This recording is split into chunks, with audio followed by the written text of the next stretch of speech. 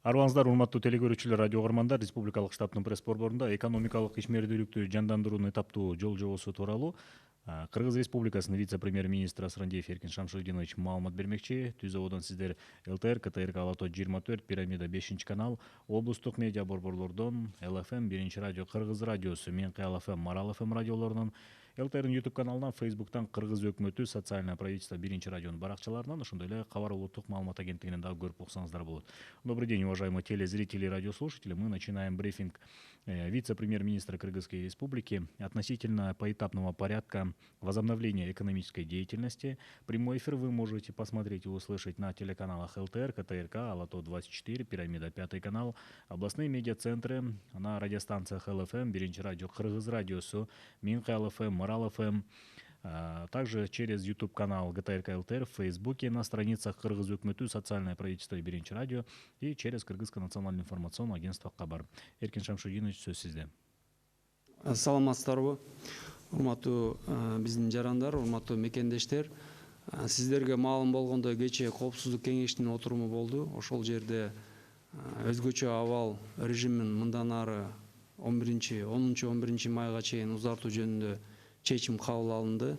Кечээ бул жөнүндө жарыя болду. Бирок ошол эле учурда кээ бир экономикалык ишмердүүлүктү кайра жандандыруу жөнүндө дагы чечим кабыл алынды. 1 майдан баштап 8-9 түрлөрү ишине кайрадан кирүү жөнүндө чечим болду. Жалпысынан эле бизнестин түрлөрү экономикалык активдүү жагынан 3 этапка бөлүнүп атат. Ошол 3 этап, биринчи этап 1 майдан, андан кийинкиси 11 майдан, андан аркысы 20 майдан деген чечимдер кабыл алынып атат. Бул кайсы түрлөрү экен тизмелери кечээ массалык маалымат каражаттарына жарыяланган болчу.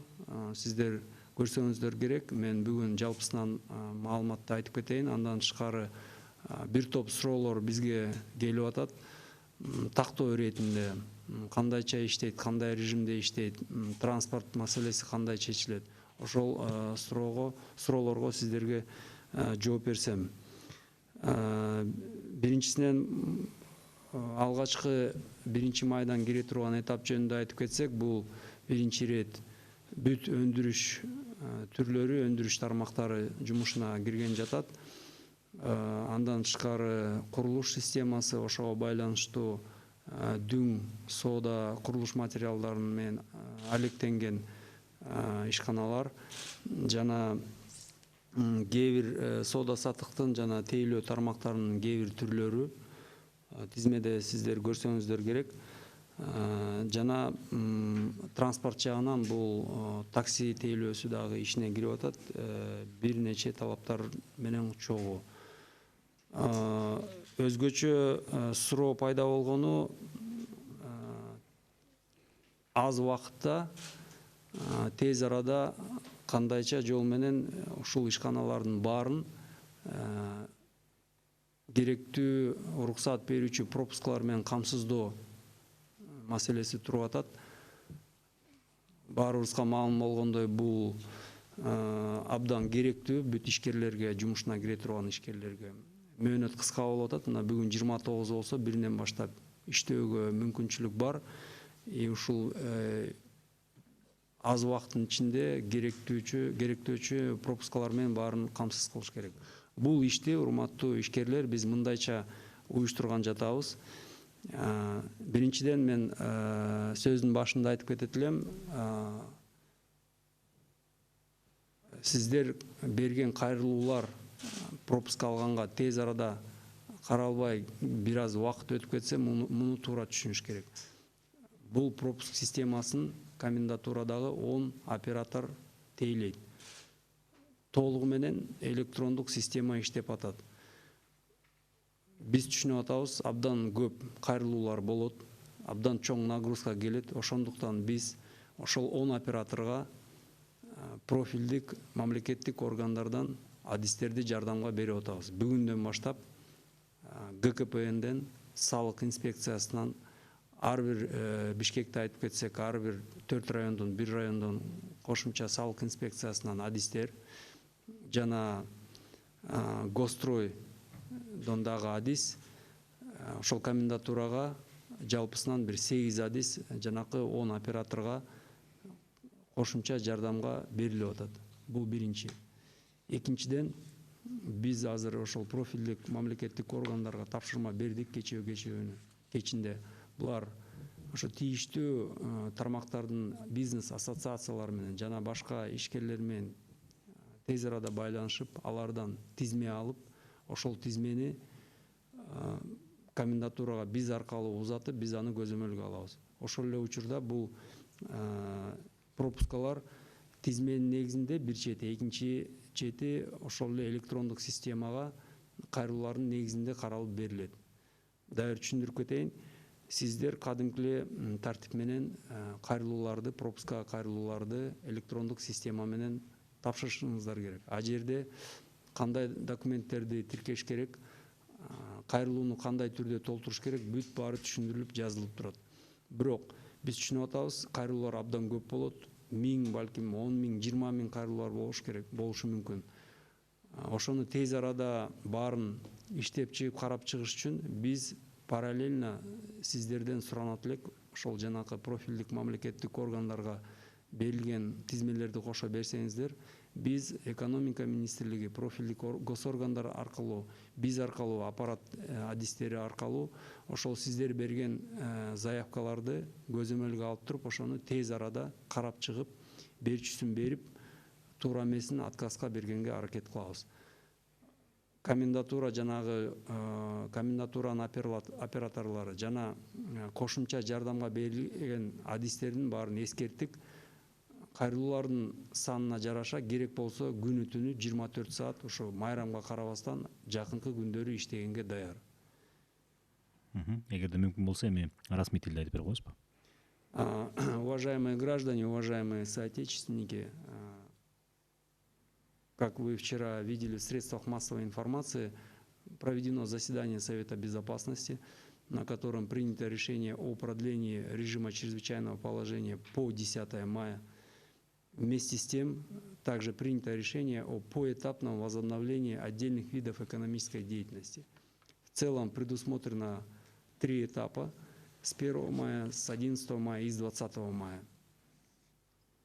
Это связано с тем, чтобы постепенно восстанавливать экономику нашей страны и дать возможность работать нашим предпринимателям. Перечень видов экономической деятельности, перечень видов бизнеса вы, наверное, все видели, они опубликованы на нашем сайте и в других средствах массовой информации. Я хотел бы в целом объяснить логику принятия решений, остановиться на вопросе обеспечения пропусками, это всех волнует, и очень много вопросов уточняющего характера поступает к нам, и я хотел бы на эти вопросы ответить. В первый этап включены сфера строительства, все виды промышленного производства, отдельные виды сферы услуг и торговли. Также то, что касается транспорта, разрешается осуществлять услуги такси при соблюдении определенных требований дезинфекционных, санитарных и наличия пассажиров не более 2 человек. При принятии решений мы в первую очередь отталкивались от эпидемиологической ситуации, от рисков, которые несет в себе тот или иной вид деятельности. Также одним из критериев было запустить те виды экономической деятельности, которые дадут наиболее быстрый эффект для восстановления нашей экономики, обеспечить занятость у наших людей, обеспечить налоговые поступления и в целом даст толчок экономическому движению вперед. То, что касается пропускной системы, мы понимаем, что с возобновлением отдельных видов деятельности будет очень много обращений на получение пропусков. Поэтому мы решили усилить эту работу. Дано задание профильным государственным органам, это Госстрою, Госкомитету по промышленности и энергетике, налоговой инспекции, Госэкотехинспекции с тем, чтобы они в кратчайшие сроки связались с бизнес-ассоциациями, с бизнес-структурами и запросили у них списки и заявки на пропуска. При этом пропуски рассматриваются и выдаются по электронной системе. Сейчас бумажные пропуска не выдаются. Выдаются только электронные пропуска. Есть определенный порядок. Вы можете зайти на сайт комендатуры, там весь алгоритм, какие документы, в какой форме должны заполняться. Там все это расписано. Вы подаете заявку в электронную систему, но поскольку возможно, что сейчас в ближайшие дни будут тысячи, десятки тысяч заявок на пропуска и будет огромная нагрузка на операторов комендатуры, мы решили, что параллельно нужно получить списки на пропуска через профильные государственные органы, и эти государственные органы возьмут на контроль и окажут содействие комендатуре с тем, чтобы эти заявки на пропуска были обработаны в кратчайшие сроки. Кроме этого, вот в комендатуре находятся 10 операторов, которые рассматривают эти пропуска. В помощь этим 10 операторам предоставлены сотрудники Госкомитета по промышленности и энергетике, Госстроя, Госэкотехинспекции, а также специалисты налоговой инспекции от каждого района города Бишкек, из 4 районов, и специалисты управления крупных налогоплательщиков центрального аппарата. Таким образом, работа операторов комендатуры, она усилена. Кроме того, им дана установка, что в случае большого количества заявок на пропуска они готовы работать круглосуточно в ближайшие несколько дней. Несмотря на праздники и выходные дни, 24 часа в сутки они будут рассматривать эти заявки. В это же время я хотел бы обратиться к нашим гражданам с тем, чтобы не подавали заявки на пропуска, которые не соответствуют тем видам разрешенной деятельности. Прошу отнестись с пониманием. И так очень большая нагрузка идет на комендатуру, и не нужно перегружать систему излишними заявками. В принципе, да, все. Да, вкратце такая информация. Теперь я хотел бы перейти к вопросам. Очень много вопросов поступает. Да. Уважаемые коллеги, урматтуу телекөрүүчүлөр, урматтуу кесиптештер, сиздерден абдан көп суроолор келип түшкөн экен. Анын дээрлик 90% расмий тилде экен, орус тилинде. Эгерде уруксат этсеңиздер, биз расмий тилде өтсөк, анан бүгүнкү биздин маалымат жыйынды ошо жыйынга 50 мүнөт убакыт бөлсөк, анткени ошол сиздерден келип түшкөн суроолорго толук кандуу жооп алганга. Уважаемый Эркин Шамшудинович, на основании каких критериев составлялся поэтапный план, график возобновления экономической деятельности? Вопрос от Алтынай Исмаилбекова, издание «Тазабек». В основном 3-4 критерия было. Первое – это наличие рисков распространения через контактирование по тем или иным видам деятельности. То есть мы смотрели, насколько тот или иной вид деятельности несет в себе риски скопления людей, частоты контактов, наличие возможности соблюдать санитарные нормы. Это первый критерий. Второй критерий – критерий экономической целесообразности. С тем, чтобы мы постарались отобрать в первую очередь, допустим, промышленность и строительство, потому что это очень важные отрасли для восстановления нашей экономики. Также одним из критериев была первоочередность. То есть есть виды деятельности, которые, мы понимаем, что всем тяжело, но есть виды деятельности, которые можно придержать. Но в первую очередь нам важно запускать промышленность и строительство. Вот критерий первоочередности тоже рассматривался. А какие промышленные предприятия работали в период ЧП? С 26 марта, когда был введен режим чрезвычайного положения, продолжали свою работу все предприятия, связанные с продовольствием, с продуктами питания, вообще сельхозпродукцией и медицинскими изделиями, медикаментами, все, что связано с медициной. Сейчас на поддержку бюджета правительство привлекает средства доноров. Какие источники дохода предусматриваете, когда закончатся эти средства? Привлекаемые средства большей частью идут на покрытие бюджетных расходов. Я Я вот, пользуясь случаем, хотел бы более подробно остановиться на этой теме, потому что мы видим, что очень много вопросов вокруг вот внешней помощи, использования этой внешней помощи. Во-первых, я хотел бы объяснить, что из себя представляет бюджет. Бюджет – это, с одной стороны, это доходы, которые в основном формируются за счет налогов и таможенных платежей. И за счет аккумулирования этих средств мы осуществляем свои расходы. Платим зарплаты бюджетникам, выплачиваем пенсии, пособия, коммунальные услуги, готовимся к ОЗП, какие-то приобретения делаем, капитальные вложения и так далее, и так далее. На сегодняшний день идут очень большие выпадения по доходам. В первую очередь это по таможне, поскольку с начала года граница не работает. И вообще вот в последнее время границы начали закрываться. Выпадение по таможенным сборам почти до 45-50% от плановых цифр на 2020 год. То же самое по налогам идут большие выпадения. Во-первых, это косвенно связано с тем, что импорт сократился. У нас 70% импорта это был Китай, с которым вот есть сложности на границе с импортом. Снижение импорта, оно влияет на наше внутреннее производство, потому что очень большой объем нашего промышленного производства, он связан на китайском импорте. Это сырье, материалы, комплектующие и оборудование. То есть таким образом это повлияло и на снижение налоговых поступлений. Ну и с введением чрезвычайной ситуации, чрезвычайного положения, ограничением многих видов экономической деятельности снизились налоговые сборы. С начала года до вчерашнего дня, до позавчерашнего дня, мы недополучили по налогам и таможне около 10 миллиардов сомов. Это вот я вам рассказал про доходную часть. Теперь про расходную часть. Есть понятие защищенной статьи. Это заработные платы бюджетников, пенсии и пособия. Мы ежемесячно на эти защищенные статьи расходуем около 7,5 миллиардов сомов.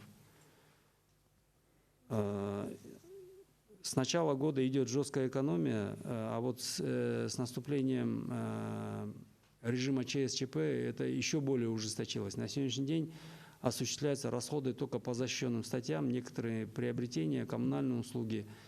По капвложениям есть небольшие расходы по водоснабжению, ирригации и ремонту дорог. А остальные все капвложения, другие расходы все приостановлены. Там командировки, приобретения, ремонты и так далее, все это приостановлено. Так вот, то, что касается внешней помощи, естественно, раз мы у себя не можем платежей таможенных и налогов собрать, мы вынуждены просить внешнюю помощь. И эта внешняя помощь большей частью направляется на покрытие бюджетных расходов. По факту мы на сегодняшний день получили реально поступившие денежные средства от внешней помощи на сегодняшний день. Это первый транш Международного валютного фонда 120,8 миллионов долларов. Эти средства были сконвертированы, поступили на счет Министерства финансов и наряду с другими доходами они были направлены на покрытие бюджетных расходов. Вот позавчера вернее, 3 дня назад мы беседовали с Акипресс, и от них поступило предложение, чтобы снять вот эти вопросы, чтобы показать использование внешней помощи постатейно. На сегодняшний день существующая система этого не позволяет сделать, потому что, я говорю, есть единый счет, куда поступают и таможня, и налоги, и внешняя помощь, и оттуда осуществляются расходы. Расходы осуществляются в соответствии с законодательством, бюджетным кодексом и законом о республиканском бюджете. То, что касается контроля, есть счетная палата, есть другие контролирующие органы, есть комитет Джорку Кенеша, сам парламент есть, перед которым правительство отчитывается о бюджетных расходах. Но, тем не менее, вот, учитывая предложение, которое 3 дня назад было озвучено, мы сейчас поставили задачу перед Министерством финансов с тем, чтобы они постарались наладить внутренний учет, чтобы внешняя помощь отдельным учетом она направлялась на те или иные расходы, и мы могли вот эти расходы опубликовывать и показывать, куда они идут, чтобы снять вот эти вопросы. Плюс то, что касается внешней помощи, по линии здравоохранения в виде гуманитарной помощи поступило по факту в виде различных изделий, медикаментов, тестов и так далее на сумму около $700 тысяч. Это вот реально поступившая сумма. Плюс 9 миллионов было одобрено Всемирным банком, также по линии здравоохранения. Недавно завершился тендер по условиям и требованиям Всемирного банка. Вот тендер, если он будет утвержден, итоги тендера, вернее, потом начнутся поставки этих изделий. То, что касается возможности выплаты, это вся поступающая внешняя помощь, часть в виде льготного кредита, часть в виде грантов. Вот, допустим, по средствам МВФ, часть это беспроцентный кредит, часть кредит под льготный процент. Это все включается в сумму внешнего долга, и по графику этот долг будет выплачиваться за счет бюджетных доходов. Сколько по Кыргызстану насчитывалось частных субъектов предпринимательства до карантина, сколько из этих предприятий на время карантина закрылись, сколько человек лишились работы в этих предприятиях? Можете ли предоставить, пожалуйста, информацию в разрезе областей и городов Бишкек и Ош? Мы сейчас готовим эту статистику, и эта информация будет вам предоставлена. Здесь вот, Чингис, там очень много вопросов, учитывая ограниченность времени, и там некоторые вопросы, они носят детальный характер. Возможно, не на все вопросы вот в ходе брифинга я смогу дать ответ, или не успею, может быть, дать, но мы обязательно попозже эту информацию через нашу пресс-службу мы опубликуем и доведем до сведения. Спасибо. В парламенте предлагают использовать средства РКФР, Российско-Кыргызского фонда развития, для выдачи беспроцентных суд и льготных кредитов малому и среднему бизнесу, пострадавших от сложившейся ситуации. Рассматривает ли правительство данное предложение? Да, эта работа ведется. Есть временно свободные средства Российско-Кыргызского фонда. Мы обратились в адрес правительства Российской Федерации с тем, чтобы привлечь ресурсы РКФР для формирования антикризисного счета. У нас в рамках второго пакета мер поддержки бизнесу мы предполагаем формирование антикризисного фонда. Фонд не как структура, а фонд как отдельный счет. Антикризисный счет, куда будут привлекаться ресурсы как из внешних, так и из внутренних источников. В том числе мы постараемся привлечь туда средства РКФР. И за счет средств этого фонда будет оказываться льготное финансирование, льготное кредитование наших предпринимателей. Как на Кыргызстан, в том числе экономику, скажется падение цен на нефть? Приведет ли это к удешевлению цен на ГСМ? В целом, удешевлению. Здесь влияние двоякое. Во-первых, мировое падение цен на нефть, оно повлияло на падение курса рубля. И поскольку у нас очень тесные экономические взаимоотношения с Российской Федерацией, соответственно, это также повлияло на падение курса СОМа по отношению к доллару. С другой стороны, это влияет на снижение цен на ГСМ. С января до апреля уже наблюдается некоторое снижение розничных цен на ГСМ. Мы в первую очередь наблюдаем дистопливо. С точки зрения нашего бизнеса, наших сельхозпроизводителей, и отслеживаем 92-й бензин. Уже наблюдается некоторое снижение в районе 5-6%. Но, конечно, снижение цен на нефть, оно намного более существенное произошло. Мы также отслеживаем цены на фондовых биржах, на нефтепродукты. Там тоже снижение намного больше. И в этой связи мы 3 дня назад проводили совещание с соответствующими государственными органами, даны поручения с тем, чтобы провели работу с нефтетрейдерами. Позавчера была проведена встреча с нефтетрейдерами. Мне доложили, что они готовы производить дальнейшее снижение. Вот, если не ошибаюсь, сегодня они должны выступить в прессе со своим сообщением относительно снижения цен. И эта работа дальше будет продолжаться над тем, чтобы эти цены были снижены.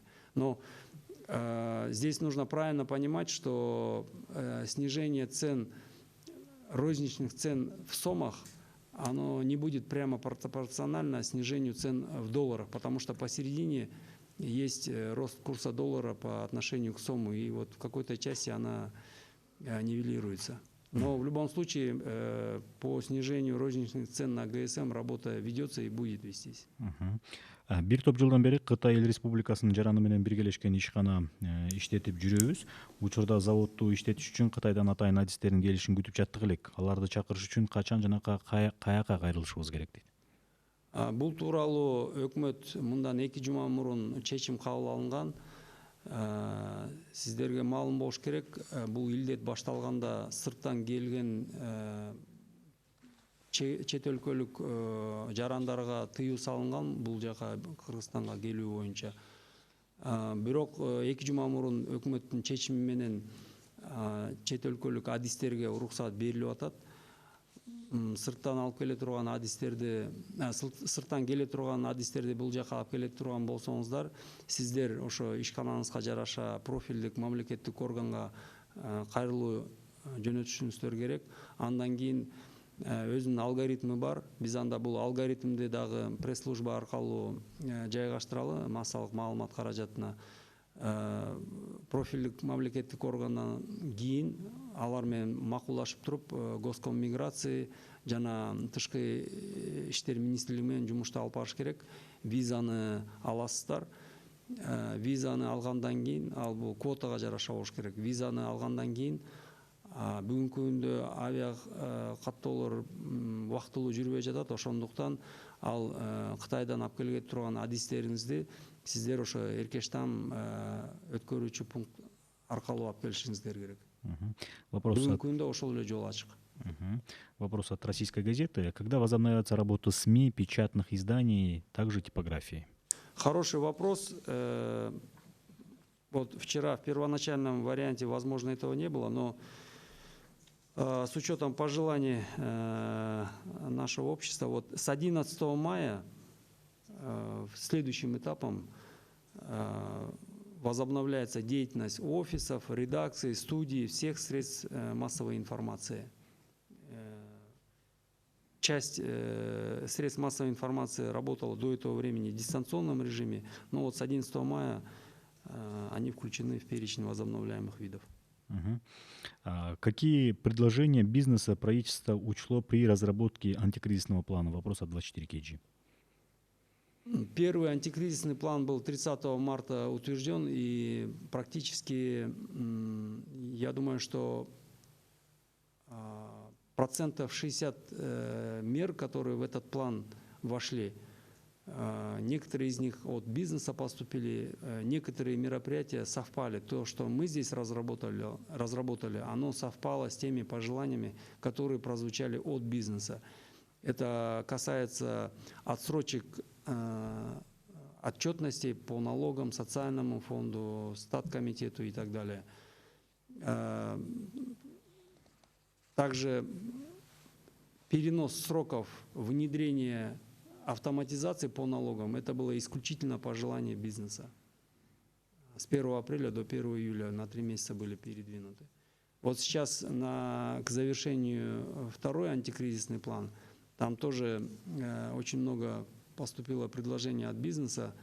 В первую очередь это касается внедрения механизма льготного финансирования бизнеса. Это тоже учтено, это будет работать. Как конкретно они собираются помогать малому и среднему бизнесу? В первую очередь это, как я уже сказал, это льготное финансирование. Сейчас проект программы разработан, он проходит свою процедуру согласования с заинтересованными государственными органами и с финансовыми институтами. Предварительно я могу сказать, что это финансирование направлено в первую очередь на поддержку малого и среднего бизнеса. Там будет компонент также и беззалогового кредитования, микрокредитования. Обязательно мы учитываем региональный аспект, что определенная сумма средств должна быть направлена в регионы. Учитывается приоритетные отрасли экономики. Это агропереработка, легкая промышленность. Вот сейчас новые ниши появляются по производству средств защиты, масок, медицинских изделий, антисептиков. Этот компонент тоже включается. То, что касается секторов, на которые будет направлено это финансирование, в этом направлении работа продолжается по определению приоритизации секторов. Азаттык радиосунун суроо келиптир. Кредиттер боюнча жеңилдиктер болобу? Кредиттер боюнча жеңилдиктер Улуттук банктын чечиминин негизинде бүгүнкү күндө банктардын баары кредит алуучулардын кайрылуусунун негизинде 3 айга пайыздык ченемди дагы негизги суммасын дагы жылдырып узартуу берип атат. Мына кечээки эле маалымат боюнча бүгүнкү күндө 52 миңден ашык кредит алуучулар, заемщиктер, жалпы суммасы 46,5 миллиард сомго узартуу жеңилдетүү алды. Мындан аркыда жумуш жүргүзүлүп атат, дагы бир нече кайрылуулар банктарга түшүп каралып атат. Вопрос от Кактус Медиа. Когда возобновят работу кафе и маршрутки, также рынки? Очень много вопросов от читателей по этому вопросу. Общественный транспорт предполагается, что начнет работу с 11 мая. Однозначно это касается автобусов и троллейбусов. То, что касается маршруток, мы сейчас смотрим ситуацию. Все очень много зависит от эпидемиологической ситуации. Если все будет стабильно и пойдет на снижение, то вот эти перечни видов экономической деятельности, которые вчера были опубликованы, они по ходу дела могут пересматриваться. То, что касается маршруток, здесь нужно понимать, что это именно те объекты, которые несут в себе наибольший риск распространения инфекции. Здесь нужно с пониманием отнестись. То, что касается рынков, то же самое. Рынки могут спровоцировать очень большое скопление людей и, соответственно, распространение инфекции. Поэтому работа рынков, она сдвинута на последние этапы. Но я еще раз говорю, что, допустим, рынки в части продовольственных товаров, там ограничений нету, они работают. Здесь, понимаете, здесь еще важно, мы будем смотреть, насколько дисциплинированность и ответственность самих субъектов предпринимательства и граждан. Здесь очень важно этот момент, потому что для решения этой задачи, этой проблемы, усилий только лишь государства и государственных органов недостаточно. Очень важно ответственность, самосознание, дисциплинированность наших граждан и наших предпринимателей. Если будут при возобновлении этих видов деятельности, там установлен ряд санитарных норм. Каждое предприятие должно иметь определенный запас дезинфицирующих средств. Оно должно проводить дезинфекцию как минимум 2 раза в день, мониторить и контролировать своих работников на предмет их физического состояния, нет ли симптомов болезни. При организации работы стараться соблюдать дистанцию 1,5–2 метра. Если действительно все дружно подойдут ответственно и будут соблюдать все эти правила, то мы намного быстрее войдем в обычный ритм жизни и намного быстрее мы возобновим все виды деятельности. Спасибо. Когда откроют детские сады, если выйдем 11-го на работу? Вот те перечни, которые вчера опубликовали, они содержат 3 этапа, 3 перечня. Это, как я уже сказал, с 1, 11 и 20 мая. Все остальные виды деятельности, которые не попали в этот перечень, в том числе и образовательные учреждения, детские садики, школы и так далее, они возобновят свою деятельность после того, как будут сняты все режимы. А это будет зависеть, опять же, от эпидемиологической ситуации. Если к 1 июня у нас ситуация нормализуется, с 1 июня начнут работать. Если и дальше мы будем иметь сложности и проблемы, тогда, может, это позже будет, 10, 15 или вообще с июля. Это все будет зависеть от ситуации. Мгм. А почему бы не разрешить деятельность магазинов одежды, обуви, косметики, которые не в торговых центрах с площадью до 30 квадратных метров? Ведь много людей задействовано в этой сфере и страдает множество мелких предпринимателей, ведь они должны платить аренду. Такие магазины не являются местом массового скопления людей. Обязуйте организовать СИЗы, но разрешите работать. Такие же магазины автозапчастей могут работать с 1 мая. Так почему такая дискриминация бизнеса? А, То, что касается технического обслуживания автомобилей, этот вид деятельности включен с 1 мая, потому что это жизненная необходимость. Все-таки работает часть транспорта, на доставку работает. Есть транспорт, который обслуживает правоохранительные органы, который обслуживает машины скорой помощи, сельхозтехнику, грузоперевозки. Поэтому это необходимость, это первая необходимость. Транспорт, есть виды деятельности, есть эти виды деятельности, разрешенные виды деятельности осуществляют грузоперевозки, осуществляют перевозки своих работников, соответственно, используется транспорт. Этот транспорт должен ремонтироваться, должен обслуживаться. Это первая необходимость, поэтому сфера деятельности, касающаяся технического обслуживания автомашин, она включена с 1 мая.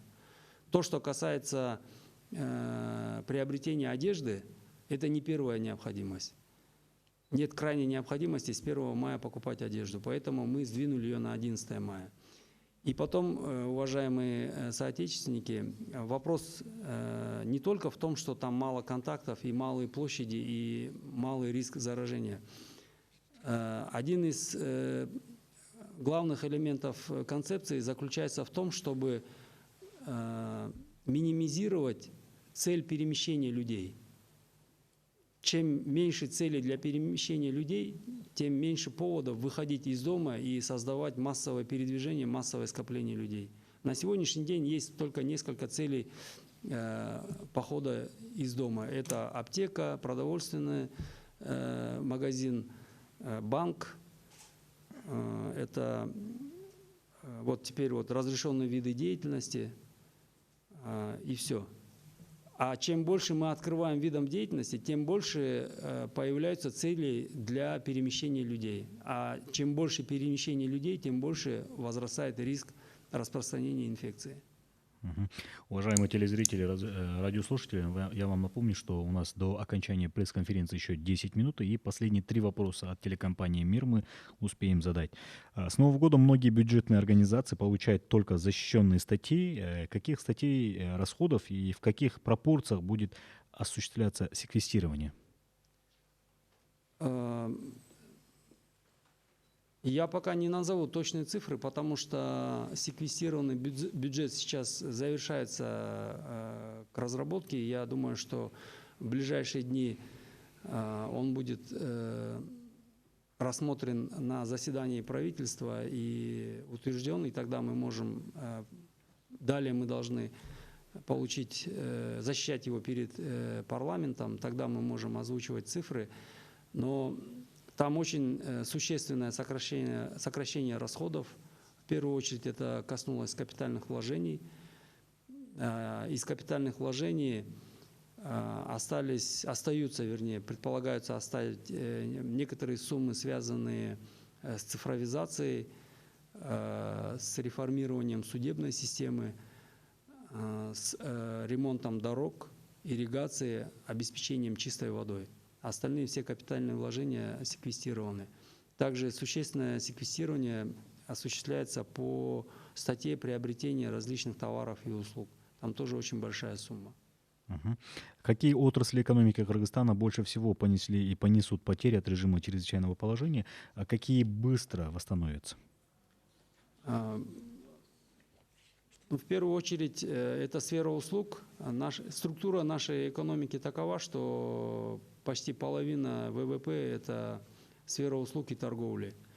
Ну и мы все видим, что эти сферы наиболее пострадали, поскольку их деятельность была приостановлена.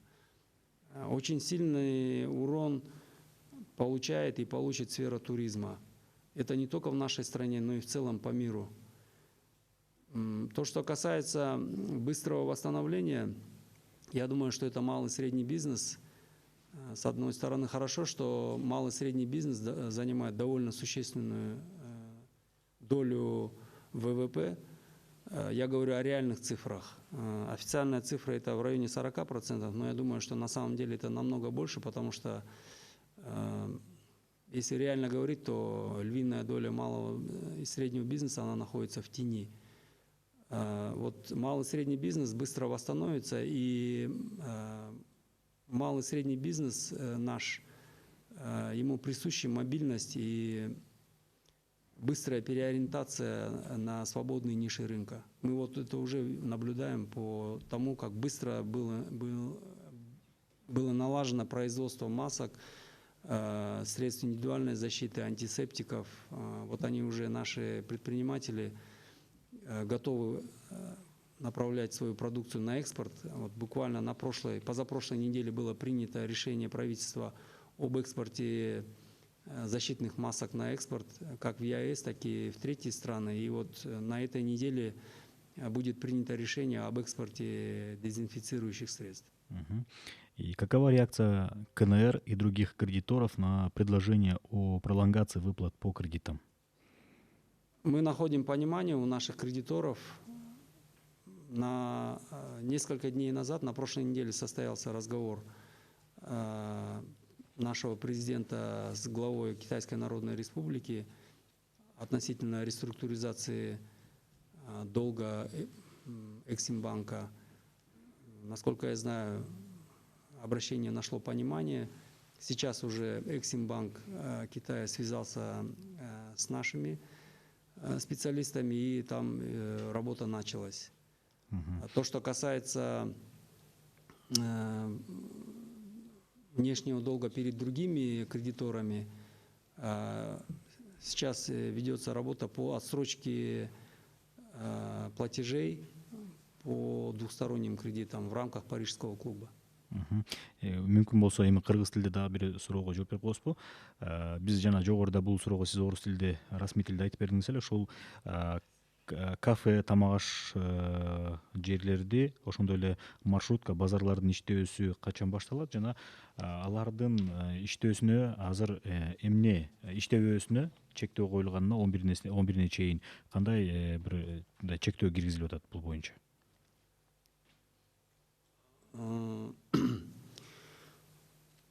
Кафе, ресторандардын иштөөсү бүгүнкү күндө доставкага гана уруксат берилген. Толук кандуу бул ишканалар режимдери бар, бүткөндөн кийин анан кийин уруксат берилет. Себеп бул кафе, ресторандарда жана инфекция байланыштуу өтө чоң тобокелчиликтер бар. Муну туура түшүнүш керек. Базарлар жөнүндө айтып кетсек, бүгүнкү күндө азык-түлүк менен алектенген соодагерлер базарларда өзүнүн ишмердүүлүгүн жүргүзө алат. Калган базарлар болсо бул 20-майга жылдырылган. Эмне үчүн дегенде, биз баарыбыз билебиз, базарларда абдан көп эл топтолот. Андан тышкары мына чоң базарлар жөнүндө айтсак, а жерге сырттан дагы келип кеткендер көп. Бишкек шаарынан гана эмес, Чүй облусунан, негизги башка областтардан келип кеткен кишилер көп. Областтардын ортосунда келип кетүү абдан чоң болсо, бул дагы ошол илдеттин жайылышына кошумча да таасир этет. Ошондуктан булардын иши азырынча токтоп туруш керек. Чоң рахмат. Урматтуу телекөрүүчүлөр, радио угармандар, бүгүн сиздерге Кыргыз Республикасынын вице-премьер-министри Асрандиев Эркин Шамшутдинович ушул экономикалык ишмердүүлүктү жандандыруунун эtaптуу жол жобосу тууралуу маалымат берди. Бүгүнкү биздин маалымат жыйынды сиздер Түз ободон ЛТР, КТРК Ала Тоо 24, Пирамида 5-канал, облустук медиа борборлордон ЛФМ, 1-радио, Кыргыз радиосу, Менкы ЛФМ, Марал ФМ радиолорунан, ЛТРдин YouTube каналына, Facebooktан Кыргыз өкмөтү социальное правительство биринчи радионун баракчаларына, ошондой эле кабар улуттук маалымат агенттигинен дагы көрүп уга алдыңыздар. Көңүл бурганыңыздарга чоң рахмат.